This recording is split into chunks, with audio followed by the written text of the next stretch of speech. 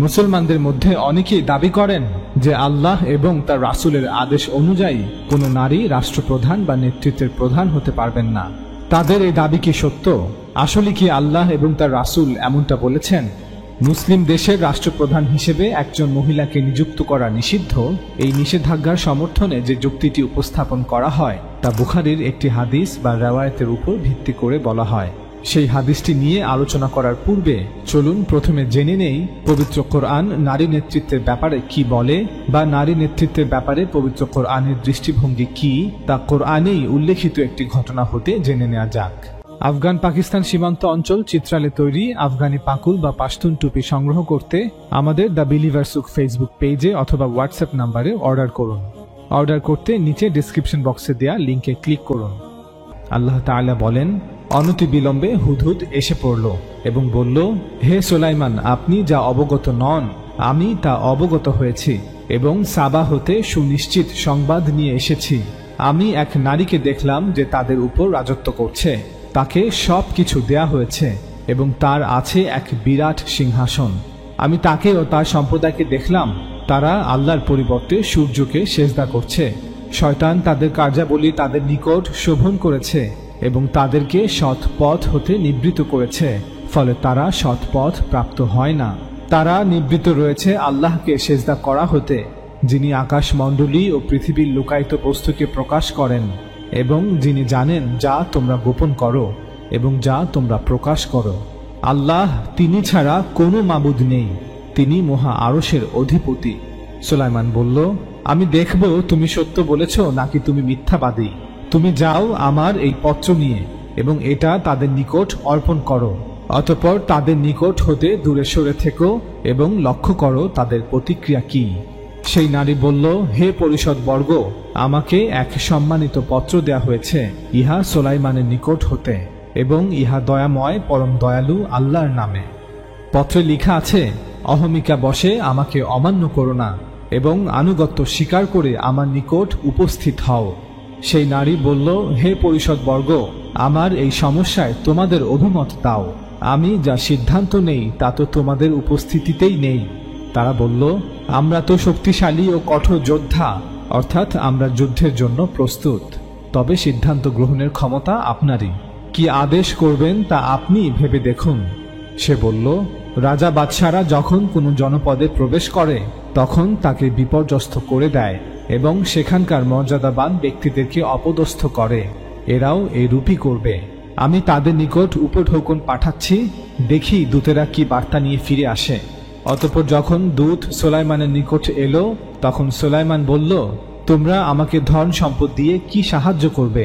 আল্লাহ আমাকে যা দিয়েছেন তা তোমাদেরকে যা দিয়েছেন তা হতে উৎকৃষ্ট, অথচ তোমরা তোমাদের উপঢৌকন নিয়ে আনন্দ বোধ করছো। তোমরা তাদের নিকট ফিরে যাও। আমি অবশ্যই তাদের বিরুদ্ধে নিয়ে আসব এক সৈন্যবাহিনী যার মোকাবিলা করার শক্তি তাদের নেই। আমি অবশ্যই তাদেরকে সেখান থেকে বহিষ্কার করব লাঞ্ছিতভাবে এবং তারা হবে অপমানিত। তারা সেখান থেকে চলে যাওয়ার পর সুলাইমান বলল, হে আমার পরিষদ বর্গ, তারা আমার নিকটে এসে আত্মসমর্পণ করার পূর্বে তোমাদের মধ্যে কে তার সিংহাসন আমার নিকট নিয়ে আসবে? এক শক্তিশালী জিন বলল, আপনি আপনার স্থান হতে উঠার পূর্বে আমি ওটা আপনার নিকট এনে দেব এবং এ ব্যাপারে আমি অবশ্যই ক্ষমতাবান, বিশ্বস্ত। কিতাবের জ্ঞান যার ছিল সে বলল, আপনি চোখের পলক ফেলার পূর্বেই আমি ওটা আপনাকে এনে দেব। সুলাইমান যখন ওটা সামনে রক্ষিত অবস্থায় দেখল তখন সে বলল, এটা আমার রবের অনুগ্রহ যাতে তিনি আমাকে পরীক্ষা করতে পারেন যে আমি কৃতজ্ঞ না অকৃতজ্ঞ। যে কৃতজ্ঞতা প্রকাশ করে সে তা করে তার নিজের কল্যাণের জন্য, এবং যে অকৃতজ্ঞ হয় সে জেনে রাখুক যে আমার রব অভাব মুক্ত মহানুভব। সুলাইমান বলল, তার সিংহাসনের আকৃতি বদলে দাও, দেখি সে এটা চিনতে পারে নাকি সে বিভ্রান্তের অন্তর্ভুক্ত হয়। ওই নারী যখন এলো তখন তাকে জিজ্ঞেস করা হলো, তোমার সিংহাসন কি এমনই? সে বলল, এটা তো আসলেই তাই। আমরা ইতিমধ্যেই আপনার বিস্ময় সম্পর্কে জানতে পেরেছি এবং আমরা আত্মসমর্পণও করেছি। সে পূর্বেই বিশ্বাস করত, কিন্তু আল্লাহর পরিবর্তে সে যার পূজা করত তাই তাকে সত্য হতে নিবৃত করেছিল। সে ছিল কাফির সম্প্রদায়ের অন্তর্ভুক্ত। তাকে বলা হলো, এই প্রাসাদে প্রবেশ করো। প্রাসাদে প্রবেশ করার সময় যখন সে প্রাসাদের স্বচ্ছ মেঝেতে নিজেকে দেখল, তখন সে ওটাকে এক গভীর জলাশয় মনে করল এবং সে তার পায়ের উভয় পায়ের গোছা অনাবৃত করল। সুলাইমান বলল, এটা স্বচ্ছ কাচ নির্মিত প্রাসাদ। সেই নারী বিস্ময় প্রকাশ করে বলল, হে আমার রব, আমি তো নিজের প্রতি জুলুম করেছিলাম। আমি সুলাইমানের সাথে জগৎসমূহের রব আল্লাহর নিকট আত্মসমর্পণ করছি। সূরা নামল আয়াত 22-44। তানাখ অনুসারে সুলাইমান আলাইহিস সালাম পরবর্তীতে সেবার রানী বিলকিসকে সিংহাসনচ্যুত করেননি এবং তাকে তার পরিষদবর্গদের সাথে ফিরে যাওয়ার অনুমতি দিয়েছিলেন। নারী নেতৃত্বের ব্যাপারে কোরআনের দৃষ্টিভঙ্গি কি তা কোরআনে বর্ণিত এই ঘটনা হতে আমরা খুব স্পষ্টভাবে অনুধাবন করতে পারি। 1. কোরআন খুব স্পষ্টভাবে সেবার রানী বিলকিস, তার পরিষদবর্গ এবং সেবার অধিবাসীদের শিরক যুক্ত বিশ্বাসের সমালোচনা করেছে, কিন্তু একটিবারের জন্য রানী বিলকিসের শাসক হওয়া বিষয়ে মন্তব্য করেনি, না নেতিবাচক না ইতিবাচক, অর্থাৎ এটি কোরআনের বিষয়বস্তু নয়। 2. সুলাইমান আলাইহিস সালামের পত্র পাওয়ার পর মন্ত্রী পরিষদদের সকলে যখন যুদ্ধের দিকে ঝুঁকে পড়েছিল, ঠিক তখন রানী বিলকিস একজন যোগ্য শাসকের পরিচয় দিয়ে বিনয়ের সাথে সবার বিপরীত সিদ্ধান্ত নিয়েছিলেন। তিনি তার সিদ্ধান্তের পক্ষে যুক্তি উপস্থাপন করেছিলেন যে কেন তার সিদ্ধান্ত একটি সঠিক সিদ্ধান্ত। রানী বিলকিসের এই সিদ্ধান্ত পরবর্তীতে তার জাতির জন্য কল্যাণ নিয়ে আসে। তার জাতি দুনিয়া সমৃদ্ধির পাশাপাশি আখিরাতের সমৃদ্ধিও অর্জন করে। ঈমান ও ইসলামের পথ তাদের জন্য অনেক সহজ হয়ে যায়। রানীর একটিমাত্র সিদ্ধান্তের কারণে পুরো কওম ইসলামের ছায়াতলে আশ্রয় পায়। 3. সুলাইমান আলাইহিস সালাম যখন রানী বিলকিসের বুদ্ধিমত্তার পরীক্ষা নিয়েছিলেন এবং তিনি তাকে আল্লাহ প্রদত্ত ক্ষমতা ও রাজত্বের একটি নমুনা প্রদর্শন করেছিলেন, তখন এই বুদ্ধিমতী বিনয়ী রানী বিলকিস সেই পরীক্ষায়ও উত্তীর্ণ হয়েছিলেন এবং আল্লাহ তাআলার ক্ষমতার কাছে আত্মসমর্পণ করেছিলেন। 4. এই পুরো ঘটনাটিতে আল্লাহ তাআলা রানী বিলকিসকে এমনভাবে উপস্থাপন করেছেন যা একজন আদর্শ শাসকের পরিচয় বহন করে, অর্থাৎ এমন একজন শাসক যিনি সাহসী, বিচক্ষণ এবং বিনয়ী। 5. সুতরাং কোনো জাতি যদি তাদের শাসক হিসেবে কোনো নারীকে গ্রহণ করে নেয়, তবে এতে কোরআনের কোনো আপত্তি নেই, যেভাবে তার আপত্তি নেই পুরুষের বিষয়ে। রাজা, রানী অথবা বর্তমান আধুনিক বিশ্বের প্রধানমন্ত্রী, রাষ্ট্রপতি কে হবেন এ বিষয়ে সিদ্ধান্ত নিবে মানুষ। শাসন যেহেতু মানুষকে করা হবে, তাই মানুষই সিদ্ধান্ত নিবে অথবা পরিস্থিতি নির্ধারণ করবে কে হবে পরবর্তী শাসক। অতএব আল্লাহর দেয়া ধর্ম এবং কোরআনের বিষয়বস্তু হচ্ছে মানুষ যেন শিরক হতে বিরত থাকে, মানুষ যেন তার রবের একত্ববাদকে অস্বীকার না করে, সে যেন তার রবের প্রতি কৃতজ্ঞ ও বিনয়ী থাকে, সে যেন এই জগৎকেই একমাত্র জগৎ মনে না করে, সে যেন নৈতিকতা বা মানুষের নৈতিক মূল্যবোধগুলোকে মেনে চলে। আমরা একটু আগেই বলেছি যে মুসলিম দেশের রাষ্ট্রপ্রধান হিসেবে একজন মহিলাকে নিযুক্ত করা নিষিদ্ধ।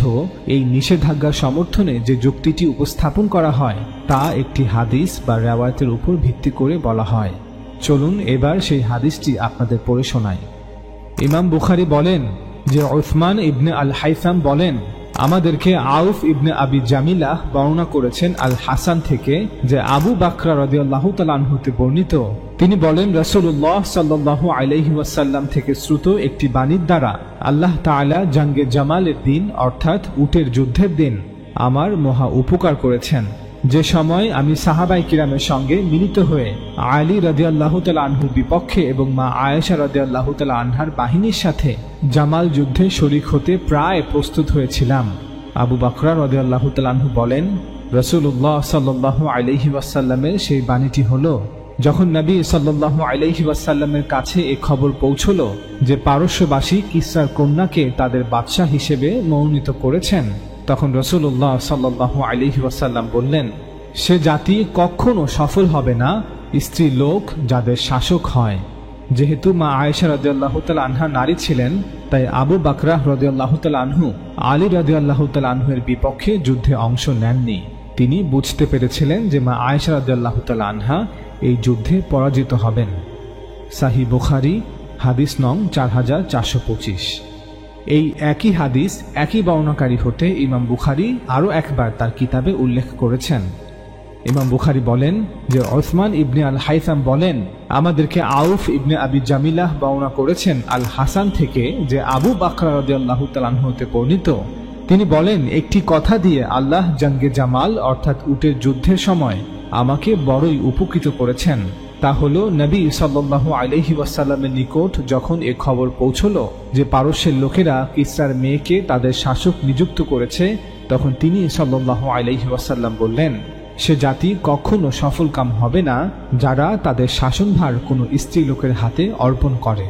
সহিহ বুখারী হাদিস নং ৭০৯৯। এই হাদিসটি ব্যাখ্যা করার পূর্বে কিছু গুরুত্বপূর্ণ বিষয় আমাদের জেনে নিতে হবে। প্রথমত, এটি একটি গরীব হাদিস।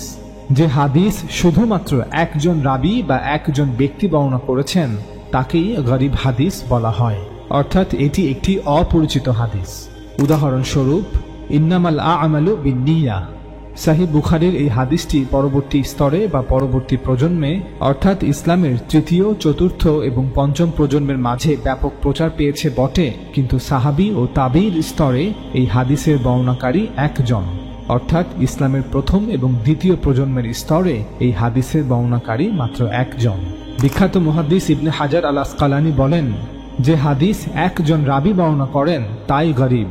কোনো হাদিস গরীব হওয়ার জন্য সনদের যে কোনো জায়গায় একজন রাবী থাকাই যথেষ্ট।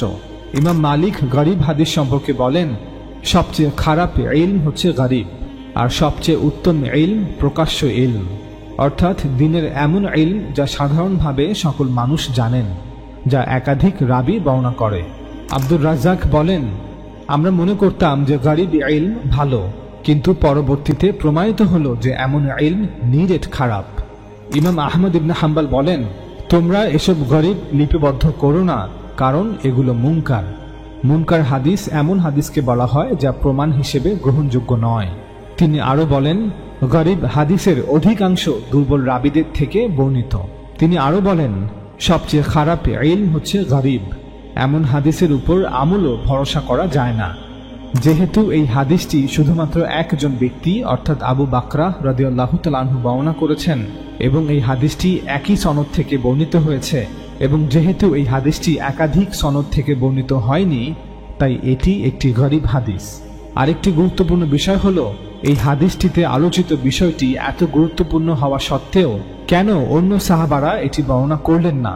কেন অন্য সাহাবাদের থেকে এমন হাদিসের বর্ণনা পেলাম না? কেন এই হাদিসের একাধিক সনদ উল্লেখ নেই যে সে জাতি কখনো সফলকাম হবে না যারা তাদের শাসনভার কোনো নারীর হাতে অর্পণ করে? লক্ষ্য করবেন, এই হাদিসে উল্লেখিত কথাগুলো ৩৬ হিজরিতে সংঘটিত জঙ্গে জামালকে সামনে রেখে বলা হচ্ছে। অবাক করা বিষয় হলো, মা আয়েশা রাদিয়াল্লাহু তাআলা আনহার নেতৃত্বে প্রথম শ্রেণীর একাধিক সাহাবা জঙ্গে জামালে অংশ নিয়েছেন। তারা কি জানতেন না যে মা আয়েশার সাথে আগত বাহিনী কখনো এই যুদ্ধে সফল হবে না, কারণ একজন নারী তাদের নেতৃত্ব দিচ্ছেন?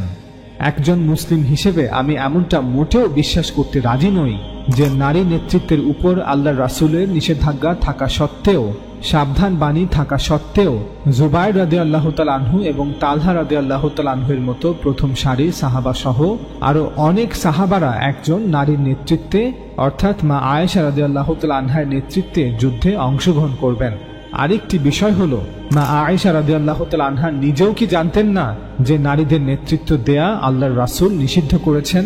অর্থাৎ আমি বলতে চাইছি, এই হাদিসে উল্লেখিত কথাগুলোই প্রমাণ করে দিচ্ছে যে আল্লাহর রাসূল সাল্লাল্লাহু আলাইহি ওয়াসাল্লাম এই কথাগুলো বলেননি, অথবা বললেও আল্লাহ রাসূলের কথা আংশিক বিকৃত হয়েছে। আমার দাবির প্রতিটি কথা প্রমাণ করব ইনশাআল্লাহ। এখন আমরা পুরো ঘটনাটি আপনাদের সামনে তুলে ধরছি। ৬২৮ খ্রিস্টাব্দে হুদায়বিয়া সন্ধির পর রাসূলুল্লাহ সাল্লাল্লাহু আলাইহি ওয়াসাল্লাম সেই সময়ের বিভিন্ন গোত্র ও রাজ্যের রাজা এবং প্রধানদের কাছে চিঠি পাঠিয়েছিলেন। তাদেরকে আল্লাহর দ্বীন গ্রহণ করতে আহ্বান জানিয়েছিলেন। এরই ধারাবাহিকতায় তিনি পারস্যের সাসানিদ সাম্রাজ্যের রাজা কিসরা বা খুসরুর কাছেও চিঠি পাঠিয়েছিলেন। খুসরুর সামনে সেই চিঠি পাঠ করার পর সে দাম্ভিকতার সহিত তা ছিঁড়ে ফেলে। খুসরুর দরবারে সংঘটিত ঘটনা সম্পর্কে রাসূলুল্লাহ সাল্লাল্লাহু আলাইহি ওয়াসাল্লামকে অবগত করা হলে তিনি সাল্লাল্লাহু আলাইহি ওয়াসাল্লাম বলেন, কিসরা তার নিজের সাম্রাজ্যকেই ছিঁড়ে ফেলেছে। অর্থাৎ সাসানিদ সাম্রাজ্য ধ্বংসের দ্বার প্রান্তে। এর কিছুদিন পর বাইজেন্টাইন সাম্রাজ্যের রাজা হিরাক্লিয়াস সাসানিদ সাম্রাজ্য আক্রমণ করে। নিনেভের যুদ্ধে পরাজয়ের পর খুসরু যুদ্ধের ময়দান হতে পলায়ন করে। পরবর্তীতে খুসরুর ছেলে কাভাদ তাকে হত্যা করে। খুসরুর মৃত্যুর পর পুরো সাসানিদ সাম্রাজ্য একটি বিশৃঙ্খল গৃহযুদ্ধে পতিত হয়, যেখানে অভিজাত শ্রেণীর সবচেয়ে শক্তিশালী সদস্যরা সাসানিদ সাম্রাজ্যের বিভিন্ন অঞ্চলে তাদের স্বায়ত্তশাসন প্রতিষ্ঠা করে। আল্লাহ রাসূল যে ভবিষ্যৎবাণী করেছিলেন তা অক্ষরে অক্ষরে পূর্ণ হতে থাকে।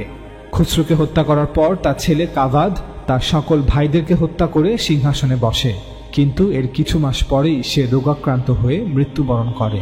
এক পর্যায়ে খুসরুর কন্যা বোরান সাসানিদ সাম্রাজ্যের সিংহাসনে আসীন হয়।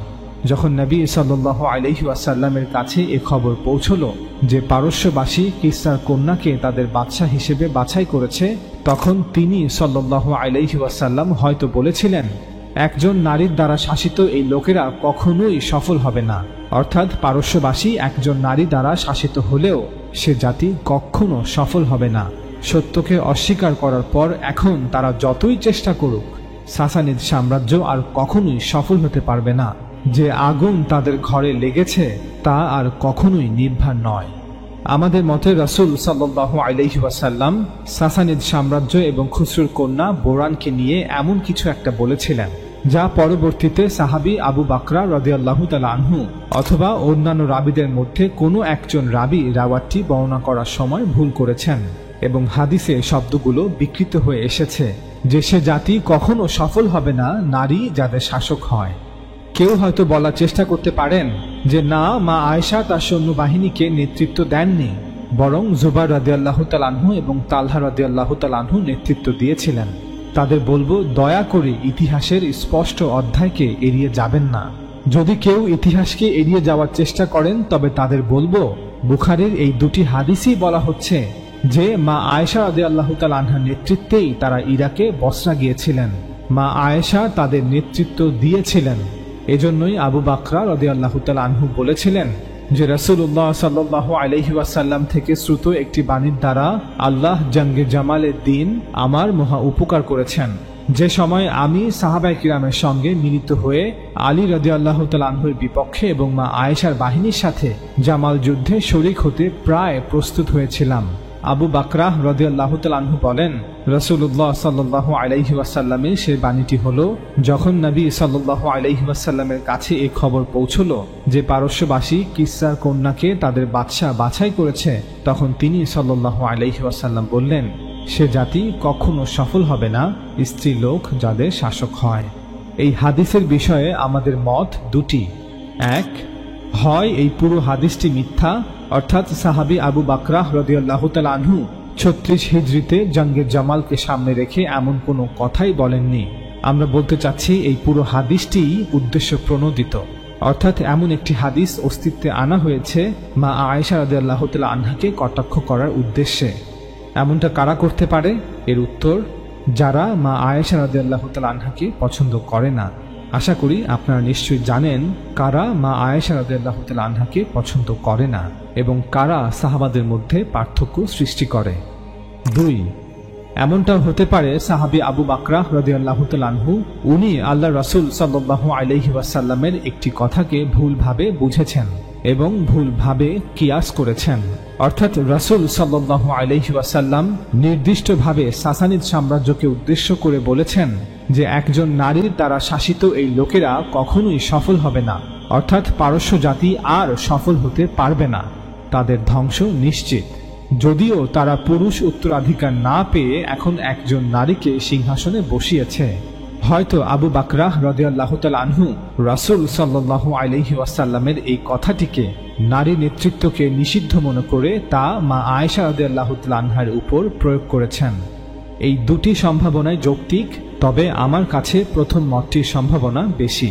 কারণ আল্লাহ রাসূল সাল্লাল্লাহু আলাইহি ওয়াসাল্লাম পূর্বেই ভবিষ্যৎবাণী করেছিলেন যে সাসানিদ সাম্রাজ্যের রাজা কিসরা আল্লাহর বার্তাবাহকের চিঠি ছিঁড়ে ফেলে সে তার নিজের সাম্রাজ্যকেই ছিঁড়ে ফেলেছে, তার সাম্রাজ্য ধ্বংস হবেই। আমরা একটু আগেই বলেছি যে খুসরুর কন্যা বোরান ক্ষমতায় আসার আগেই সাসানিদ সাম্রাজ্য একটি বিশৃঙ্খল গৃহযুদ্ধে পতিত হয়েছিল। ফলে বিভিন্ন অঞ্চলে বিভিন্ন অভিজাত শ্রেণী তাদের স্বায়ত্তশাসন প্রতিষ্ঠা করেছিল, অর্থাৎ চিঠির মতোই সাসানিদ সাম্রাজ্য টুকরো টুকরো হয়ে গিয়েছিল। খসরুর কন্যা বোরানের রাজত্ব 1 বছর 4 মাস অথবা 2 বছর ব্যাপী স্থায়ী ছিল। মুসলিম ঐতিহাসিক তাবারির মতে বোরান 2 দফায় মোট 16 মাস রাজত্ব করেছিলেন। ইতিহাসবিদদের মতে বোরান তার রাজত্বকালে সাসানীয় সাম্রাজ্যকে সবচেয়ে বৃহদাকার উপনিবেশ উপহার দিয়েছিলেন। বোরান যখন সিংহাসনে আরোহণ করেন তখন তিনি ফারুক হারমিজকে সাম্রাজ্যের মুখ্যমন্ত্রী নিযুক্ত করেন। তারপরে তিনি ন্যায় বিচার, অবকাঠামো পুনর্গঠন এবং কর কমিয়ে ও মুদ্রা তৈরি করে ইরানে স্থিতিশীলতা আনার চেষ্টা করেছিলেন। অভিজাত শ্রেণী এবং ধর্মযাজকরা তার শাসন মেনে নিয়েছিল। সাসানিদ সাম্রাজ্যে তার নারী হওয়া নিয়ে কোনো বিরোধিতা করা হয়নি, তবে তাকে 630 খ্রিস্টাব্দে ক্ষমতাচ্যুত করা হয়েছিল এবং খসরুর বোনের পুত্র সাপুরি শাহবারাজকে ইরানের শাহ করা হয়েছিল। কিন্তু কিছুদিন পর বোরানের ছোট বোন আজারমি-দোখতকে সাসানিদ সাম্রাজ্যের শাসক করা হয়। পরবর্তীতে আজারমি-দোখতকে অল্প সময়ের মধ্যেই সেনাপতি রুস্তম হত্যা করে এবং 631 খ্রিস্টাব্দের জুন মাসে পুনরায় বোরানকে সিংহাসনে আসীন হতে সে সহায়তা করে। বোরান রুস্তমের কাছে সাম্রাজ্যের অবস্থা সম্পর্কে অভিযোগ করে যে পুরো সাম্রাজ্য দুর্বল এবং অবক্ষয়ের অবস্থায় আছে। বোরান খুবই বুদ্ধিমত্তার সাথে রুস্তমকে রাজ্যের সকল বিষয়গুলি পরিচালনা করার জন্য আমন্ত্রণ জানায় এবং তাকে সামগ্রিক ক্ষমতা গ্রহণ করার অনুমতিও দেয়, অর্থাৎ তাদের মধ্যে একটি সমঝোতা চুক্তি হয়। বোরান সাসানিদ সাম্রাজ্যের রানী হলেও তিনি রুস্তমকে দেশের নেতা এবং সামরিক কমান্ডার হিসেবে ঘোষণা করেছিলেন। পরবর্তীতে বোরান বাইজেন্টাইন সাম্রাজ্যের সাথে একটি ভালো সম্পর্ক স্থাপন করেছিলেন। তিনি সম্রাট হেরাক্লিয়াসের কাছে দূত প্রেরণ করেছিলেন, যার নেতৃত্বে ছিল ইরানি গির্জার বিশিষ্ট ধর্মযাজকরা। হেরাক্লিয়াস বোরানের দূতদের বন্ধুত্বপূর্ণভাবে গ্রহণ করেছিলেন। পরের বছরই সাসানিদ সাম্রাজ্যের রাজধানী টেসেফনে বিদ্রোহ শুরু হয়। সাম্রাজ্যের সেনাবাহিনী রুস্তমের প্রতি অসন্তুষ্টি প্রকাশ করে। এক পর্যায়ে পিরোজ খসরু বোরানকে শ্বাসরোধ করে হত্যা করে। পরবর্তীতে রুস্তম এবং পিরোজ খসরু রাজ্যের ক্ষয়িষ্ণু অবস্থা দেখে একসঙ্গে কাজ করতে সম্মত হয়। অতঃপর তারা দুজন মিলে বোরানের ভাগ্নে ইয়াজদেগার্দকে সিংহাসনে বসান এবং গৃহযুদ্ধের অবসান ঘটান। কিন্তু শেষ রক্ষা আর হয়নি। ইয়াজদেগার্দের সিংহাসন আরোহণের 1 বছর পর পারস্য সাম্রাজ্যে মুসলমানরা খলিফা আবু বকর রাদিয়াল্লাহু তাআলা আনহুর অধীনে সামরিক অভিযান চালায়। 637 খ্রিস্টাব্দে খলিফা ওমর রাদিয়াল্লাহু তাআলা আনহুর শাসনামলে মুসলমানরা সাসানিদ সাম্রাজ্যের রাজধানী টেসেফন জয় করে। অতঃপর 651 খ্রিস্টাব্দে ইয়াজদেগার্দের পতন হয়, যার ফলে পুরো পারস্য সাম্রাজ্য ইসলামী খেলাফতের অধীনে চলে আসে। রাসূলুল্লাহর সময়ে সাসানিদ সাম্রাজ্যের ক্ষমতার দ্রুত পালাবদল এবং অভ্যন্তরীণ গৃহযুদ্ধের পুরো অধ্যায়টি আপনাদের সামনে তুলে ধরলাম, যাতে এটা প্রমাণ করা যায় যে বুখারীর এই হাদিসটি আংশিক বিকৃত অবস্থায় লিপিবদ্ধ করা হয়েছে, অর্থাৎ সাহাবী আবু বকর রাদিয়াল্লাহু তাআলা আনহু অথবা অন্যান্য রাবীদের মধ্যে কোনো একজন রাবী রিওয়ায়াতটি বর্ণনা করার সময় ভুল করেছেন এবং হাদিসে শব্দগুলো বিকৃত হয়ে এসেছে যে সে জাতি কখনো সফল হবে না স্ত্রীলোক যাদের শাসক হয়। ইতিহাসের এই অধ্যায় হতে প্রাপ্ত প্রমাণগুলো হলো: 1. বোরান ক্ষমতায় আসীন হওয়ার পূর্বেই সাসানিদ সাম্রাজ্য ধ্বংসের দ্বার প্রান্তে ছিল।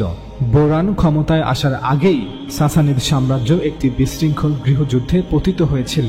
ফলে বিভিন্ন অঞ্চলে বিভিন্ন অভিজাত শ্রেণী তাদের স্বায়ত্তশাসন প্রতিষ্ঠা করে। আর সবচেয়ে বড় সত্যটি হচ্ছে, বোরান ক্ষমতায় না আসলেও সাসানিদ সাম্রাজ্য আর সফল হতে পারত না। আল্লাহ রাসূল সাল্লাল্লাহু আলাইহি ওয়াসাল্লাম সাসানিদ সাম্রাজ্যের বিফল হওয়ার ঘোষণা আগেই দিয়েছিলেন, অর্থাৎ সাসানিদ সাম্রাজ্য ধ্বংস হওয়ার সাথে বোরানের ক্ষমতায় আসীন হওয়ার কোনো সম্পর্ক নেই। 2. বোরান ক্ষমতায় আসার পর সাসানিদ সাম্রাজ্যের অভ্যন্তরীণ রাজনীতিতে বিশৃঙ্খলার পরিবর্তে উল্টো স্থিতিশীলতা ফিরে আসে। ইতিহাসবিদদের মতে সে তার রাজত্বকালে সাসানীয় সাম্রাজ্যকে সবচেয়ে বৃহদাকার উপনিবেশ উপহার দিয়েছিল। 3. সাসানিদ সাম্রাজ্য ধ্বংস হওয়ার জন্য বোরান দায়ী ছিল না, বরং তার পিতা খসরুর অহংকার আর দাম্ভিকতা। 4. আল্লাহ রাসূল সাল্লাল্লাহু আলাইহি ওয়াসাল্লাম নিজেই ঘোষণা করেছেন যে কেন সাসানিদ সাম্রাজ্য ধ্বংস হবে, আর সেটি ছিল আল্লাহর বার্তাকে অস্বীকার করে রাসূলের চিঠিকে ছিঁড়ে ফেলা। আমরা সবাই জানি সাসানিদ সাম্রাজ্যের ন্যায় অন্য সাম্রাজ্য এবং রাজ্যগুলোর বিষয়ে আল্লাহ রাসূল সাল্লাল্লাহু আলাইহি ওয়াসাল্লাম একই ভবিষ্যৎবাণী করেছিলেন যে তারা ধ্বংস হবেই এবং এই সকল রাজ্য সাম্রাজ্য মুসলমানদের অধীনে আসবে। উদাহরণস্বরূপ বাইজেন্টাইন রোমান সাম্রাজ্য, যার রাজা ছিলেন হিরাক্লিয়াস, যিনি একজন পুরুষ। একইভাবে মিশর, ইয়েমান, বাহরাইন এই সকল রাজ্যের ক্ষেত্রে একই ভবিষ্যৎবাণী করেছিলেন। এই রাজ্যগুলো বিভিন্ন রাজাদের দ্বারা শাসিত হতো যারা পুরুষ ছিলেন। সুতরাং সাসানিদ সাম্রাজ্য এজন্য ধ্বংস হয়নি যে সেখানে একজন নারী তাদের শাসক ছিল, না, বরং তারা আল্লাহর রাসূলের বার্তাকে অস্বীকার করেছিল। বাইজেন্টাইন রোমান সাম্রাজ্য এই একই কারণে ধ্বংস হয়েছিল।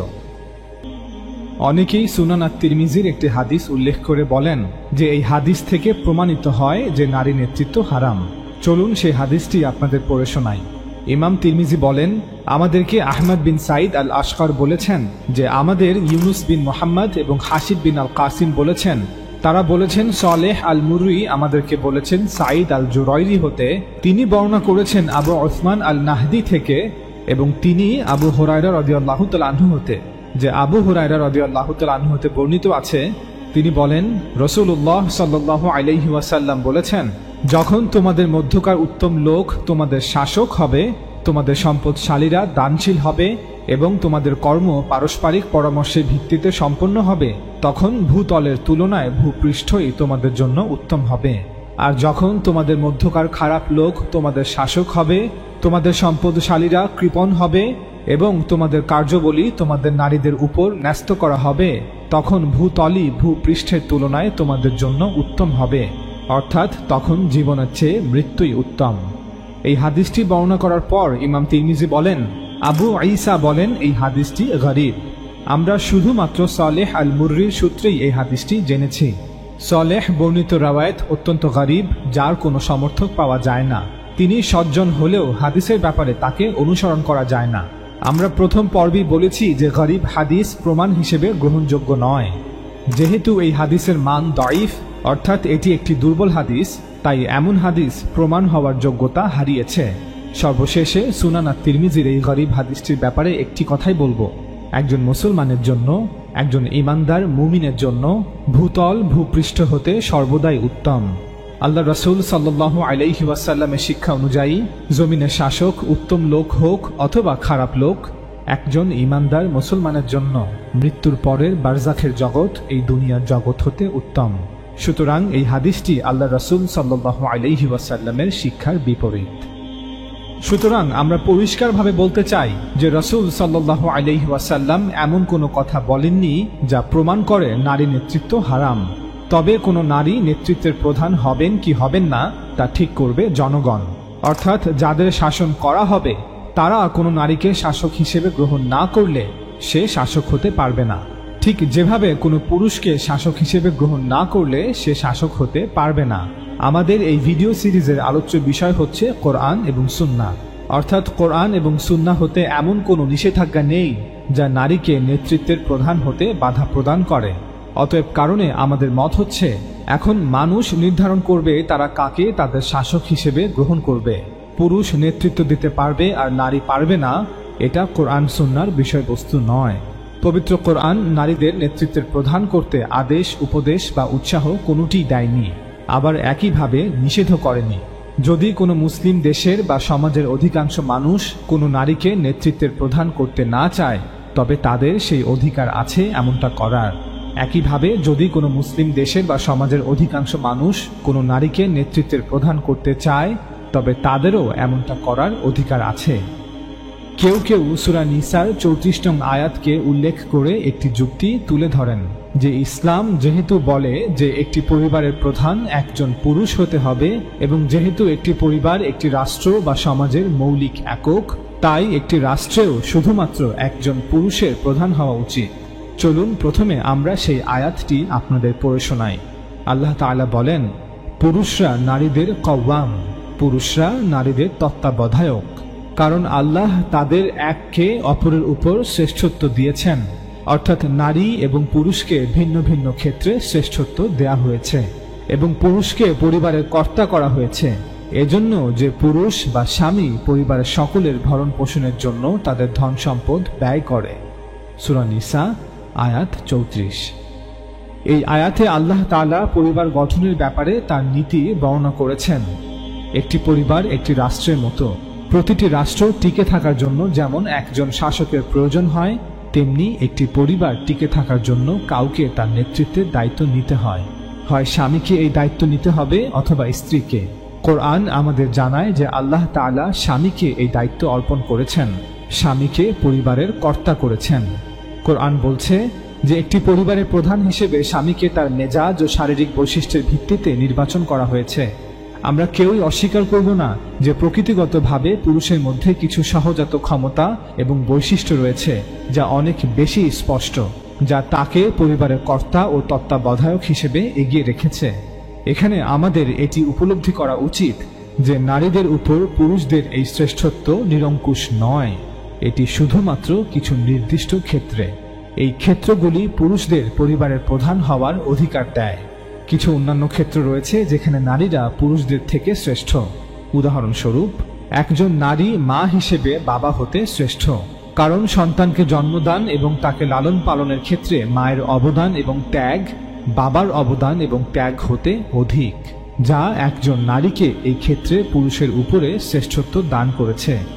কোরআনের এই আয়াতে ইঙ্গিত করা হয়েছে যে নারী ও পুরুষ উভয়ই বিভিন্ন ক্ষেত্রে একে অপরের থেকে শ্রেষ্ঠ।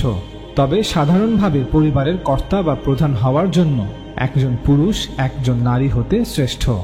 দ্বিতীয়ত, একজন স্বামী তার স্ত্রীর জন্য আর্থিক দায়িত্ব বহন করতে বাধ্য। উপার্জন করা এবং স্ত্রী ও সন্তানদের চাহিদা পূরণ করা তার কর্তব্য। স্পষ্টতই এই দায়িত্বটি কোনো কাকতালীয় বিষয় নয় বা এটি কোনো অনুগ্রহ হিসেবে মঞ্জুর করা হয়নি। পবিত্র কোরআনে স্বামীকে এই দায়িত্ব পালনে বাধ্য করা হয়েছে, কারণ সে এই দায়িত্ব পালনে তুলনামূলকভাবে অধিক সক্ষম। সুতরাং একটি পরিবারের প্রধান হিসেবে স্বামীকে নির্বাচন করার দ্বিতীয় কারণ হচ্ছে সে পরিবারের সকলের ভরণ পোষণের জন্য উপার্জন করবে। যদি কোনো পুরুষ এমনটা করতে অক্ষম হয় তবে সে পরিবারের কর্তা বা প্রধান হওয়ার যোগ্যতা হারাবে, এমনটাই স্বাভাবিক। চলুন এবার দেখি একটি রাষ্ট্রের প্রধান নির্বাচন করার ভিত্তি এবং পদ্ধতি বিষয়ে কোরআন কি বলে। কোরআন বলছে যে একটি রাষ্ট্রের প্রধান হওয়া উচিত এমন একজন ব্যক্তিকে যিনি সংখ্যাগরিষ্ঠের আস্থা অর্জন করেছেন। আল্লাহ তাআলা বলেন, আমরুহুম শুরা বাইনাহুম, অর্থাৎ মুসলমানদের কাজকর্ম তাদের পারস্পরিক পরামর্শের ভিত্তিতে পরিচালিত হয়। সূরা শুরা আয়াত 38। এগুলি মাত্র 3টি শব্দ, কিন্তু কোরআন এর মাধ্যমে পুরো ধারণাটি বিস্ময়করভাবে তুলে ধরেছে। এর অর্থ হলো মুসলমানদের যৌথ ব্যবস্থা এক ব্যক্তি বা পরিবারের ইচ্ছার উপর ভিত্তি করে নয়, বা বন্দুকধারী কিছু লোকের ইচ্ছার উপর ভিত্তি করে নয়। আল্লাহ তাআলা বলেছেন যে এখন এমনকি তিনিও আর হস্তক্ষেপ করবেন না, অর্থাৎ তিনি মুসলমানদের জন্য কোনো রাজা বা কোনো বাদশা নির্বাচন করে দেবেন না, যেমনটা তিনি বনী ইসরাইলের ক্ষেত্রে করেছিলেন। মুসলমানদের বিষয়গুলো তাদের মতামত, তাদের সিদ্ধান্তের ভিত্তিতে হবে। তাদের নিজস্ব যৌথ ব্যবস্থা বা রাজনৈতিক শাসন ব্যবস্থা তাদেরকেই আলোচনার মাধ্যমে গঠন করতে হবে। সকল মুসলমানদের পরামর্শের মাধ্যমে একটি মুসলিম সরকার প্রতিষ্ঠিত হবে। মুসলমানদের রাজনৈতিক সমাজের নিয়ম, সমাজের প্রথা এবং ব্যবস্থাগুলি মুসলমানদের পরামর্শের মাধ্যমেই নির্ধারণ করা হবে। এই পরামর্শে প্রত্যেকের সমান অধিকার থাকবে। মুসলমানদের পরামর্শের মাধ্যমে যা করা হবে তা কেবল মুসলমানদের পরামর্শের মাধ্যমেই বাতিল করা হবে। যে কোনো ব্যবস্থায় অস্তিত্বে আনা হোক না কেন, প্রত্যেক মুসলমানের মতামত সেই ব্যবস্থার অংশ হবে, অর্থাৎ প্রত্যেক ব্যক্তি এই পরামর্শমূলক প্রক্রিয়ার অংশ হবে, প্রত্যক্ষ বা পরোক্ষভাবে যেভাবেই হোক। অধিকন্তু যদি ঐক্যমত বা সম্পূর্ণ সমঝোতার মাধ্যমে কোনো সিদ্ধান্তে পৌঁছানো না যায়, তাহলে সংখ্যাগরিষ্ঠের মতামতকে সিদ্ধান্ত হিসেবে গ্রহণ করা হবে। আপনি যদি আমরুহুম শুরা বাইনাহুম আল্লাহ তাআলার এই নির্দেশের প্রতিটি কথাকে ভেঙে ভেঙে বোঝার চেষ্টা করেন, তবে এই আয়াত উপরে বর্ণিত সকল কথাগুলো, সকল দফা বা পয়েন্টগুলোকে অন্তর্ভুক্ত করে। আপনি যখনই বলবেন যে মুসলমানদের ব্যবস্থা পারস্পরিক পরামর্শের মাধ্যমে পরিচালনা করতে হবে, তখন এই সমস্ত দফা বা পয়েন্টগুলি এই কথার যৌক্তিক ফলাফল। যদি কোনো দেশের সংখ্যাগরিষ্ঠ মানুষ কোনো নারীকে তাদের প্রধান হিসেবে নির্বাচন করে, তবে সেই হবে তাদের সরকার প্রধান। এতে কোরআনের কোনো আপত্তি নেই। এই বিষয়ে আমরা এই ভিডিওটিতে বিস্তারিতভাবে আলোচনা করেছি, লিংক নিচে দেয়া থাকবে।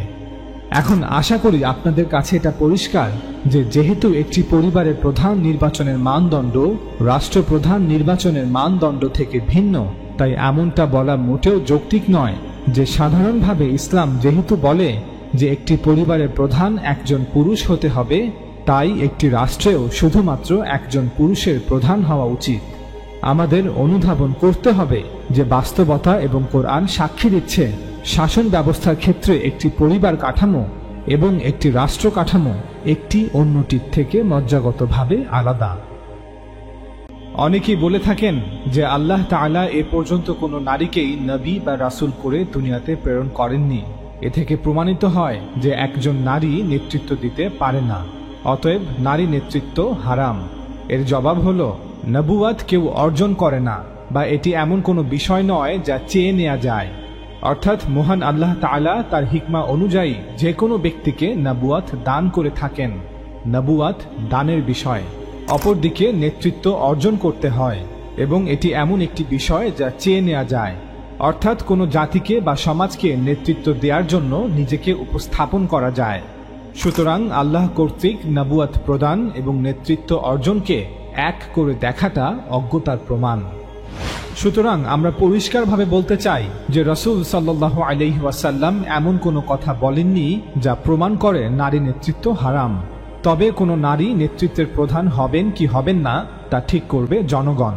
অর্থাৎ যাদের শাসন করা হবে তারা কোনো নারীকে শাসক হিসেবে গ্রহণ না করলে সে শাসক হতে পারবে না। ঠিক যেভাবে কোনো পুরুষকে শাসক হিসেবে গ্রহণ না করলে সে শাসক হতে পারবে না।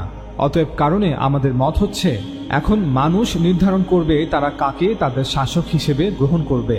পুরুষ নেতৃত্ব দিতে পারবে আর নারী পারবে না, এটা কোরআন সুন্নাহর বিষয়বস্তু নয়। পবিত্র কোরআন নারীদের নেতৃত্বের প্রধান করতে আদেশ, উপদেশ বা উৎসাহ কোনোটিই দেয়নি, আবার একইভাবে নিষেধও করেনি। যদি কোনো মুসলিম দেশের বা সমাজের অধিকাংশ মানুষ কোনো নারীকে নেতৃত্বের প্রধান করতে না চায়, তবে তাদের সেই অধিকার আছে এমনটা করার। একইভাবে যদি কোনো মুসলিম দেশের বা সমাজের অধিকাংশ মানুষ কোনো নারীকে নেতৃত্বের প্রধান করতে চায়, তবে তাদেরও এমনটা করার অধিকার আছে। পুরুষ ও নারী মানুষ হওয়ার ক্ষেত্রে একই মর্যাদার অধিকারী। তারা আদম ও হাওয়া আলাইহিস সালামের সন্তান। সৃষ্টিগতভাবে এবং জন্মগতভাবে তাদের মধ্যে কোনো পার্থক্য নেই।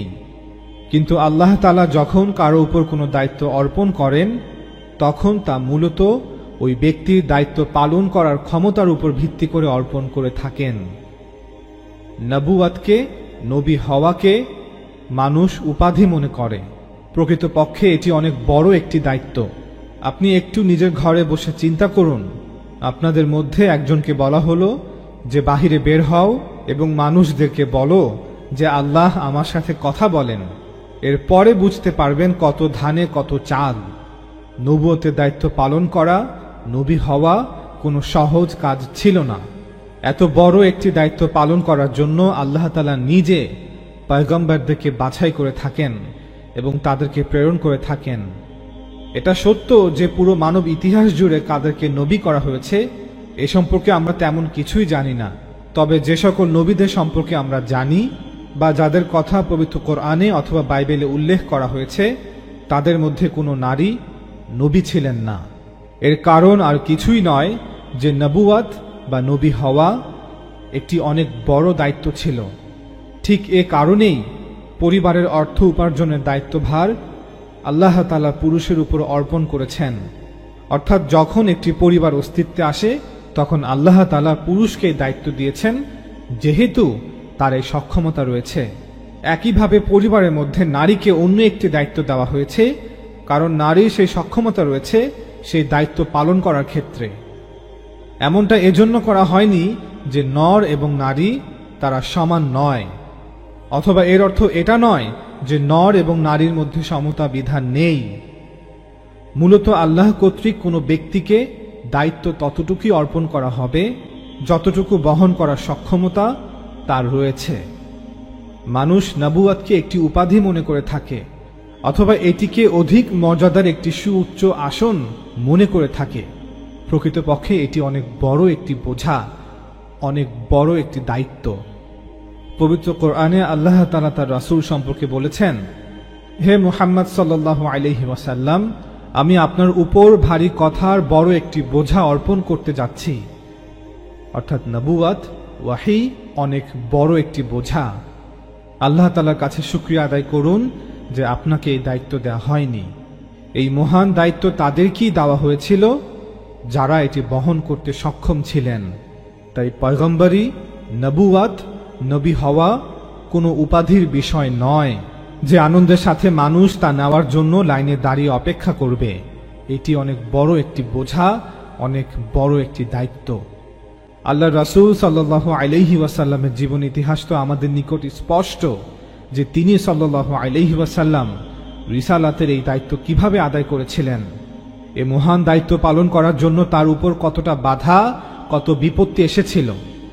বর্তমান সময়ে আধুনিক বিশ্বের প্রেক্ষাপটে নবুয়তকে মোটেও চিন্তা করবেন না, যেখানে আপনাকে অফুরন্ত বাক স্বাধীনতা দেওয়া হচ্ছে, অথচ তৎকালীন গোত্রতান্ত্রিক জীবন ব্যবস্থায় মানুষের জন্য বসবাস করাই কষ্টসাধ্য ছিল। সে সময় যার যেমন ইচ্ছে অন্যায় করত। সমাজের এক অংশের জন্য অপরাধের 7 খুন মাফ ছিল। তৎকালীন সময়ে মানুষের নিকট বর্তমান সময়ের মতো এত মজবুত রাষ্ট্র ব্যবস্থা এবং আইনের শাসন ছিল না। এতদ সত্ত্বেও সেই সময়ে আল্লাহর রাসূলরা, আল্লাহর নবীরা নবুয়াত এবং রিসালাতের দায়িত্ব পালন করেছেন।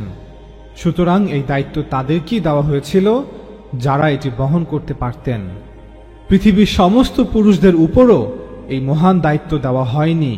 তাদের মধ্য থেকে স্বল্প সংখ্যক পুরুষকে এই দায়িত্ব দেওয়া হয়েছিল, যারা এ দায়িত্ব বহন করার সক্ষমতা রাখেন।